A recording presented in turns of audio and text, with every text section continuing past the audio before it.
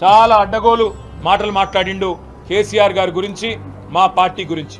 ఈ చిల్లర మాటలు ఎందుకు మాట్లాడుతుండో మాకు తెలుసు. ఆయనకు పాపం బర్దాష్ అయితలేదు.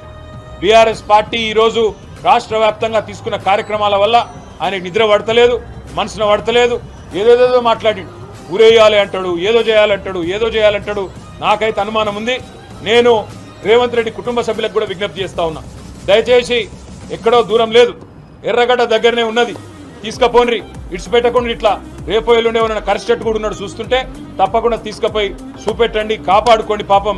ఎందుకంటే చిన్న వయసులో ఉన్నాడు ఇంకా, కాబట్టి కాపాడుకోమని చెప్తా ఉన్నా. చివరిగా నేను చెప్పే మాట ఒకే ఒక్కటి, ఎన్ని అబద్ధాలు నువ్వు చెప్పినా నిన్ను ప్రజలు నమ్మతలేరు. నిన్న కూడా చిల్లర మాటలు చాలా మాట్లాడిండు, ఇవాళ కూడా చాలా చిల్లర మాటలు మాట్లాడిండు. ఒకటి మాత్రం వాస్తవం, నువ్వు ఎన్ని ప్రయత్నాలు చేసినా, ఎన్ని కేసులు పెట్టినా, మమ్మల్ని ఎన్ని తిట్లు తిట్టినా, ఎన్ని శాపనార్థాలు పెట్టినా, పిల్లి శాపాలకు ఉట్లు దిగాయి. నువ్వు ఎన్ని రకాలుగా తిట్టినా, ఎంతెంత విచిత్రంగా తిట్టినా మాకు ఫరక్ పడది.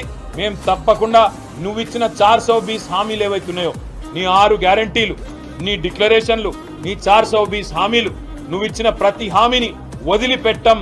నిన్ను, నీ కాంగ్రెస్ పార్టీని నీడలాగా వెంటాడుతూనే ఉంటాం, ప్రజల తరఫున ప్రశ్నిస్తూనే ఉంటాం. వదిలిపెట్టమనే మాట కాంగ్రెస్ పార్టీకి, రేవంత్ రెడ్డికి మళ్ళొకసారి చెప్తూ